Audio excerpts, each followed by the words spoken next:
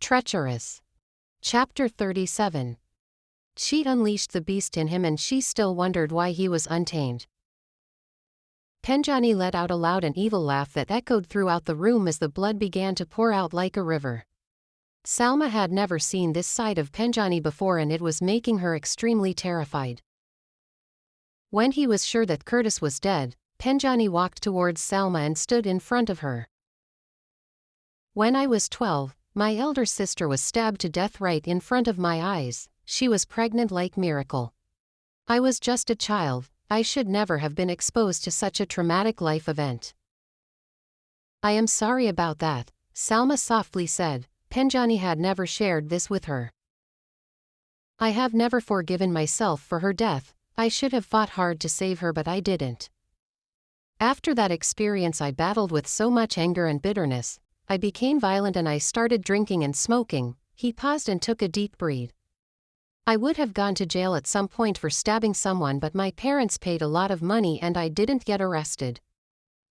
Over the last few years I have tried to be at peace with everyone. I have tried to be a great person and life has been good.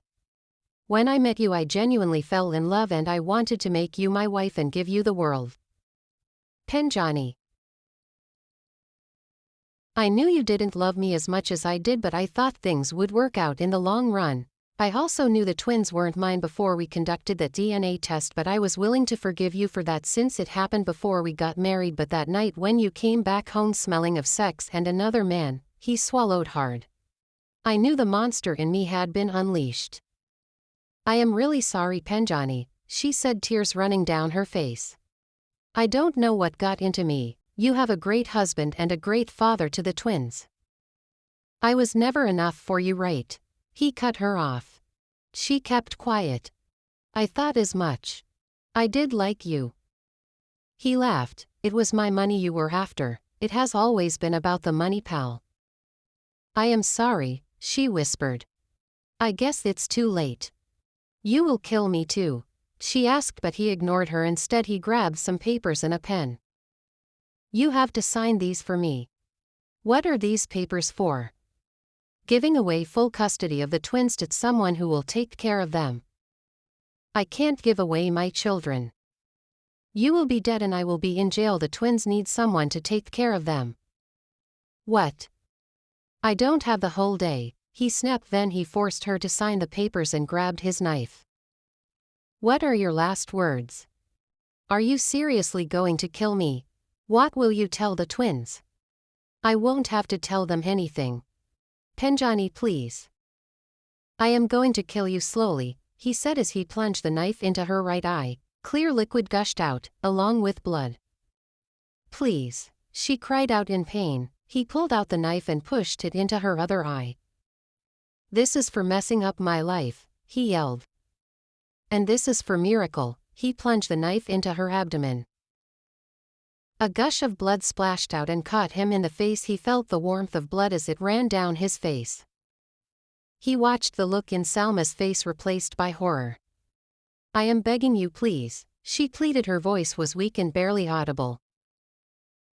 See what you have made me to, Salma. I loved you so much, I still do. Then all suddenly he broke down and began to weep pitifully. I know, I always knew, she forced herself to respond. We could have had a great life together, he cried. But it's too late. Yes it is. He got up, grabbed his gun and shot her in both her legs. Next he called the police on his phone, asked them to come over. When they arrived he handed himself in. Salma was still breathing. They rushed her to the hospital and now 3 months later, even though she was still alive, she would never be able to walk, see or conceive again. The judge walked into the courtroom and when the court was in session, Panjani was asked to stand. Is there anything you wish to say to this court, Mr. Sandashi, before we pass sentence? Yes, he cleared his throat. Please go ahead. I did what I did for my sisters. I have no regrets, Panjani said in a voice of cold disdain. Loud murmurs and gasps erupted throughout the courtroom and Panjani smiled.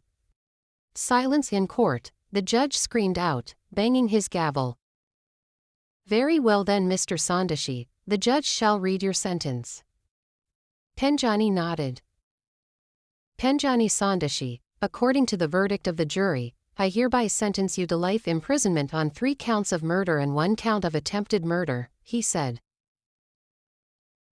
Penjani was actually supposed to be sentenced to death, but his lawyers paid huge sums of money to the judge to have his sentence reduced to life imprisonment. With a life sentence, he had a fair chance of being released on good behavior after serving for some years. The gavel fell and Penjani was quickly escorted toward the back of the courtroom. Ebb.